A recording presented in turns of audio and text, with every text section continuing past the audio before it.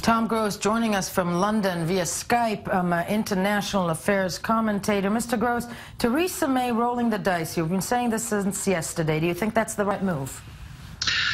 Yes, it is, because she was not elected. As you recall, she was almost appointed by her own party, and it's important for her to have her own mandate so she can forge Brexit in the way she wants to forge it, which will not necessarily be to the liking of her own hard right pro-Brexit wing of her party. She inherited Brexit when she took over. Now she has a chance to get her own mandate, and it will be a large mandate. In spite of what Owen just said, under the British election, even if Corbyn goes up a bit in the polls, under the British first-past-the-post system, you only have to be a little bit ahead in the polls to win a huge majority of seats. So at the last election in 2015, the Conservative Party won 36.9%, and they got 331 seats. Labour only got 6% less of the vote at 30.2%, but they got only 232 seats. So at the present time, Jeremy Corbyn is way below what Ed Miliband got, the previous Labour leader, in 2015. So even if he goes up markedly, he'll still lose by a large a number of seats. This is not like the Electoral College in the United States, which is much closer and so on. It's not like the French election. The British system is very, very weighted to the party that comes first, even by a few percentage points, will give her a landslide in Parliament. Now, Mr. Gross, just wondering with you, though, after these elections, and again, public opinion, because apparently it doesn't matter this day and age where the politician promises his constituency or the voters and bears no standing on polls. But public opinion, at the end of the day, this was something that was clearly promised that will not happen by Theresa May herself, by the Tory party. What then? You know, what will this do to her standing? And also, isn't it dangerous, though?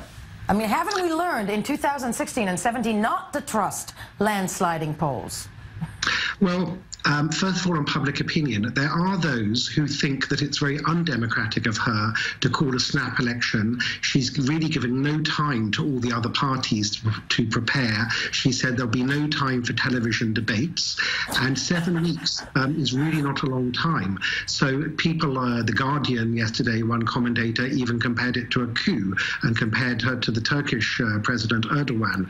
Nevertheless, I think there's an understanding, even among lots of people who are against Brexit, that it's important for a Prime Minister to strengthen their hand to be in a strong position to negotiate, and not necessarily to negotiate a hard Brexit. Once she has her own election mandate, she could maybe do a much softer Brexit, which will disappoint her own party. So she does remain popular, but it's also a case that both the Labour Party and the Liberal Democratic Party have very weak or unpopular leaders.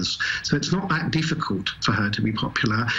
It's partly the fault of the opposition parties for not having chosen stronger, more effective leaders. Yeah, well, sadly, very little time that we have left. Do you think Jeremy Corbyn is going to survive this vote?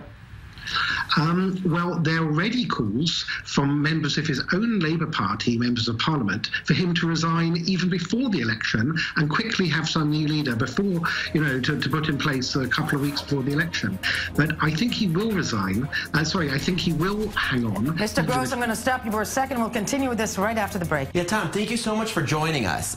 Just a quick question, go back to something we were talking about before. Look, given that May has called these elections with a 22-point lead, with that poll showing her with her 22-point lead, isn't there a risk of her disappointing that expectation, that there's an expectation of a landslide that she won't be able to deliver? And what would that mean then for her mandate? And then the second part of that question is, if it's still the case that the Conservatives get an even larger majority, wouldn't that larger majority still include a whole lot of hard-line Brexit MPs that would still be able to create problems for her even after she wins this vote? Well, first of all, you're right. One can never be sure about polls. And, there's a saying in British politics that a week is a long time in politics. We have 7 weeks before the election. However, The system is somewhat different. So unlike America, where, by the way, I, for one, predicted that Trump would win, I think it's almost impossible that Theresa May does not win this election. If she gets a smaller majority, she still won the election. It's still been her election, not David Cameron's election, and she can say, I was elected by the people. If she gets a large majority, as you point out, there'll be some hard right-wing members of Parliament who will try to push her into a more hardline Brexit. But with a large majority in Parliament, or a large Conservative majority, she will be able to afford to have some of those people vote against her. I mean, all kinds of scenarios could play out. She could have her hard Brexit members of the cabinet negotiate Brexit. They may not come up with a good deal, and she can turn around and say, that's good enough, not good enough, you're fired. And then she could go for a softer approach, altogether different than she's going for the moment. I'm not convinced that she herself wants a hard Brexit. She didn't even campaign for Brexit in last year's referendum.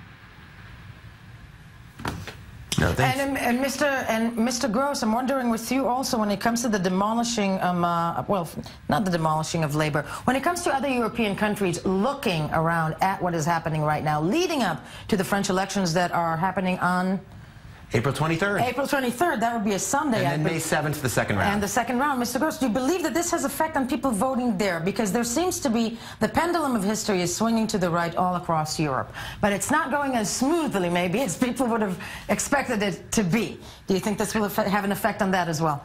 Well, I think we're in a very tumultuous period. You have the French elections where, you know, there is a serious possibility that an extreme right-wing or an extreme left-wing candidate may win them. In both cases, they are anti-democratic and, quite frankly, repulsive. They don't believe in the basic freedoms that we've come to enjoy in Europe.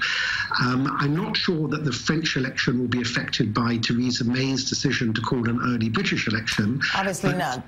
But the German and British election results may be affected by the French election results. That's possible, yes. No, that's a total fact. Mr. Gross, I want to thank you so much for joining us.